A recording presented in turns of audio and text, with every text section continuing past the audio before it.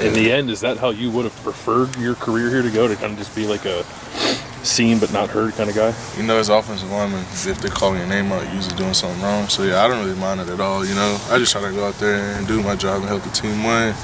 The offensive lineman, we don't really get too much publicity and things like that unless we're doing bad, so I don't mind it at all.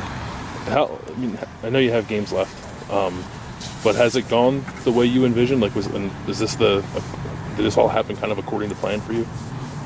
Yes, like my whole career. Your career, like, you know, to come and you learn behind Taylor and then you're a 2-year starter. I mean, as a freshman, of course I came in wanting to play, but I was not ready for that. I found that out very quickly. And so I think the path that I took it really helped me out in the long run. You know, having Taylor ahead of me and some of the other older guys, just to learn from them, like how to handle my business on and off the field. You know, how to go about practicing every day, and just things like that, learning the game and things like that. I think it really helped me out in the long run. I became much better. My knowledge of football is a lot better, and things like that, and just how I was able to see things on the field and react to stuff by watching Taylor for those 2 years. It really did help me out in the long run, I think. I know your home state school, is that special at all to you? Not really. Okay, I didn't know if I mean, they yeah. were involved in your recruiting, whether they tried hard or not. I mean, yeah. Just another school. Yeah. Okay. Yeah. You mentioned not being ready as a freshman. Offensive line, it's incredibly difficult to be ready as a freshman. Do you even have to tell the young guys who come in, or they find out really quickly? Yeah. I mean, now with Michael Jordan starting last year, but I think they can do it. But it's really like a once in a lot of years type of thing. You know, you don't see that too often, especially. I think Michael's the first one in like 20 years or something crazy like that. It just doesn't happen, especially in the Big Ten. You know, it's such a physical game here, and if he wouldn't have came in early, that probably wouldn't happen as well. So, you know, there's a lot that goes into that happening, and so yeah, like I said, everybody does come in thinking that they're ready, but then as soon as you get out there and you go up against some of those guys we got in that D-line, you learn very fast that you're probably not ready. Is it first practice is when you learn? Oh yeah, I remember my freshman year, I went up against Noah Spence and Joe, you know, all them. I was like, oh man, it's a lot different than high school, you know. It was humbling, I would say, very humbling camp experience I went through. I know you tweeted earlier this week that it was starting to hit you, that it was going to be your final home game. Does it feel bittersweet right now? It does, you know, just looking back on everything that has happened in the last 4 years, you know, it's been a fun time, you know, from national championships and things like that.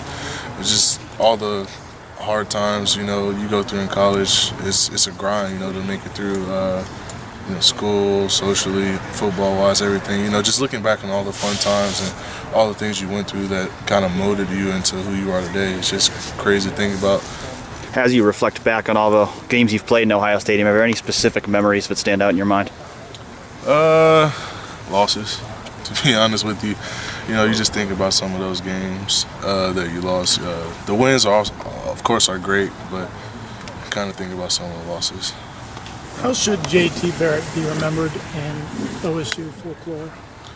He's the most accomplished quarterback in Ohio State history, you know, and this is a rich history here. You know, this isn't a program where we don't have Heisman winners and national award winners and national championships and things like that. This is one of the top programs, I believe is the top program in the country. And so for him to break all those types of records from all the players that we've had here in the past, you know, all the great players we've had, it's really, truly amazing to be able to watch. And also like the Big Ten records and also things like that, like broke the Drew Brees record. And he's one of the best quarterbacks to ever pick up in football. So he's one of the most accomplished quarterbacks in NCAA football history. And he faces a lot of criticism, which quarterbacks typically do, but he's been great for the last 4 years for the program.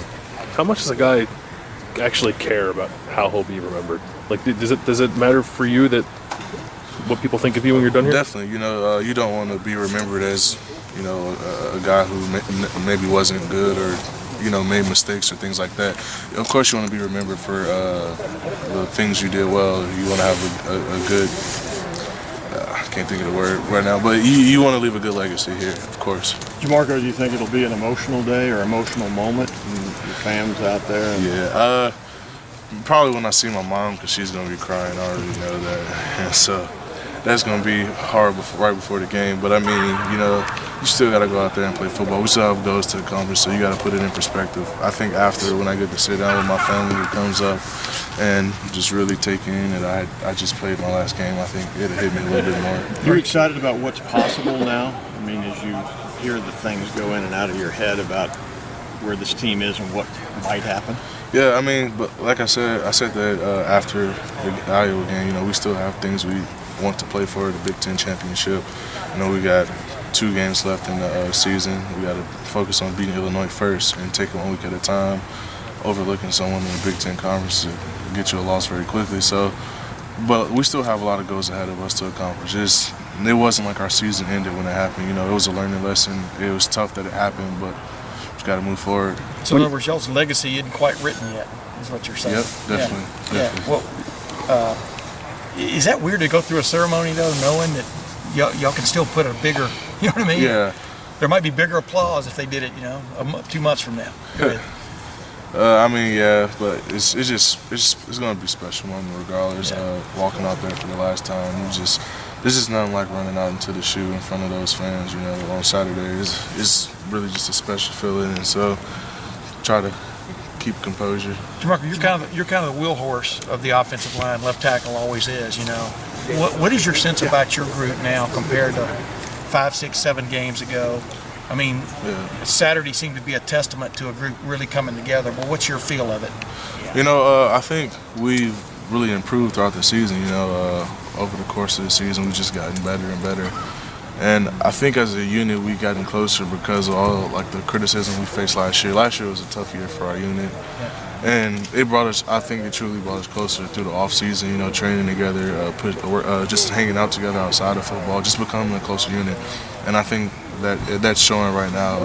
I feel like we've been pretty consistent this year, but we've also been growing, you know, and so that's what you want to do. You want to get better every week, and I feel like we've done that. Jamarco, a couple years from now, when you move on and somebody asks you, what was it like playing with JT Barrett?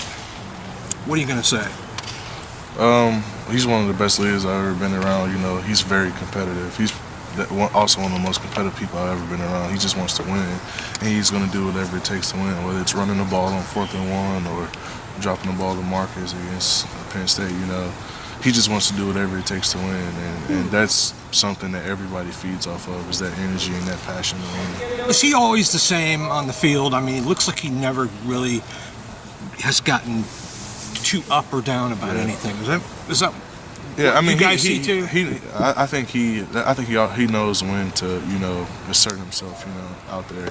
He does a lot in the locker room, and so I think people don't see it as much. But when we need it, he definitely does it.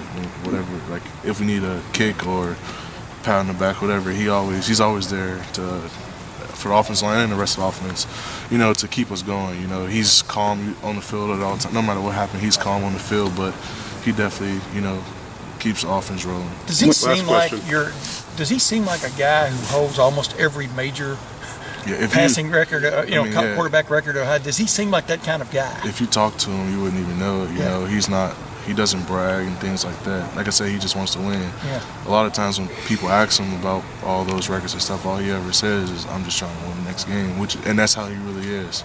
He's in here watching film. When I came in here on Monday morning, he was in here watching film already. And so that's just the type of guy he is. He just he prepares himself, and he tries to put himself and the team in the best position to win because he's so passionate about winning and is so competitive. One other quick thing, when you've looked at Illinois on video this week, it looks like their defensive front, like Urban Meyer said, is pretty good. I mean, their defense has actually played pretty well. What do you see from your vantage point? Yeah, their defensive line is really good. I definitely think it's one of the strengths of their team. You know, they got some guys that really get off the ball. They got some young guys in there that rotate, and they just go too. So we got to definitely come prepared to play, just like every week in the Big Ten. Most schools have in the trenches is going to be a battle, and this is going to be no different. How do they play different from Michigan State? Just for people that don't understand football, what do you see that's different about their approach? I mean, they're a 4-down team as well. They play a lot of man and things like that. They maybe don't, Michigan State did a lot of movement and things like that. You might not see that as much, but they come off the ball and they fight hard. And so, like I said, we definitely got to be prepared. This is a really good defensive line that we're going to face. It's not some average, defensive line. We got to be prepared for everything that they're going to bring, and they come to play. When you say the biggest thing you remember is the losses, how much does that motivate you to not want to have that feeling again? I hate losing. So I'm probably kind of weird. Most people probably wouldn't say that when they say what do they think about the most, looking back on their career, but I really hate losing, and so it definitely motivates me not to want to. You don't want to get that feeling ever again. Anytime it happens, you just want to do whatever it takes to not feel that same feeling again. Thanks, Jamarco.